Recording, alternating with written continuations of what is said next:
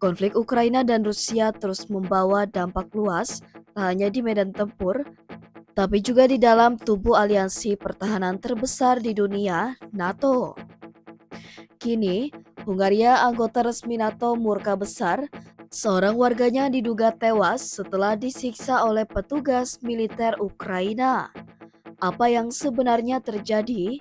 Dan apakah ini pertanda mulai retaknya dukungan NATO terhadap Ukraina?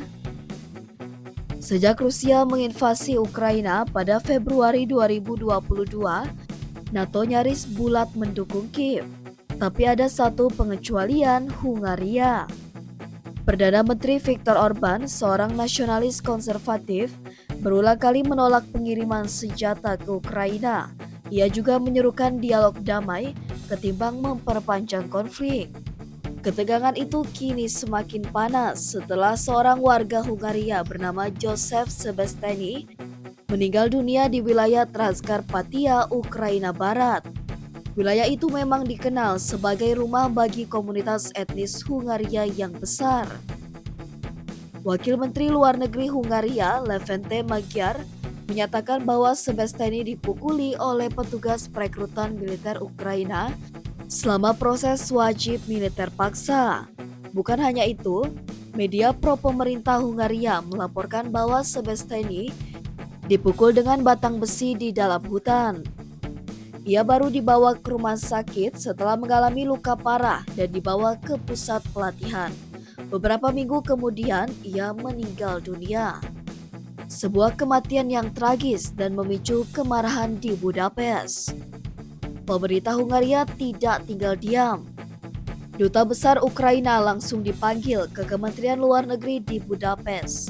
Dalam pernyataan resmi, Magyar menyebut memukuli seorang hingga tewas, apalagi seorang warga Hungaria, hanya karena ia menolak ikut pembunuhan yang tidak masuk akal, adalah hal yang keterlaluan dan tidak bisa diterima.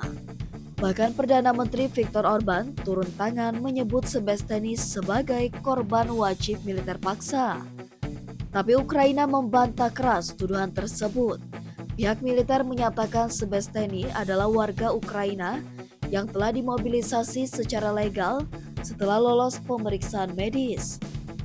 Mereka menyebut penyebab kematiannya adalah emboli paru dan tidak ditemukan tanda-tanda penyiksaan fisik. Namun, dari sudut pandang Hungaria, kematian ini bukan sekadar soal medis. Ini soal pelanggaran hak asasi manusia dan rasa tidak hormat terhadap komunitas etnis minoritas. Topik wajib militer memang jadi isu panas di Ukraina. Sejak 2023, Kiev memperketat mobilisasi militer untuk menghadapi serangan Rusia, tapi praktik di lapangan penuh kontroversi. Banyak laporan menyebut petugas Wamil bertindak kasar, terutama di wilayah barat Ukraina, seperti Transkarpatia yang jauh dari garis depan. Bahkan sempat muncul video viral warga sipil diseret paksa ke kendaraan militer di jalanan umum. Kematian Sebesteny hanya memperkeruh situasi yang sudah rapuh. Apa dampak geopolitiknya? Hungaria adalah negara anggota NATO dan Uni Eropa, tapi kerap menentang arus utama Barat dalam isu Ukraina. Dengan insiden ini, hubungan Kiev-Budapest bisa memburuk drastis. Dan ketika solidaritas NATO begitu penting bagi Ukraina, celah ini bisa dimanfaatkan oleh Rusia.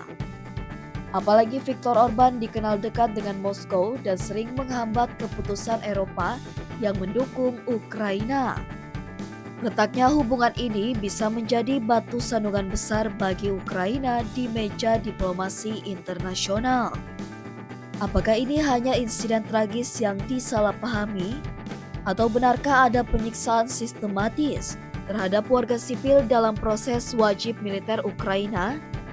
Yang jelas, kemarahan Hungaria tidak bisa diabaikan, dan tekanan terhadap Ukraina kini datang tidak hanya dari Rusia, tapi juga dari sekutu nominalnya sendiri.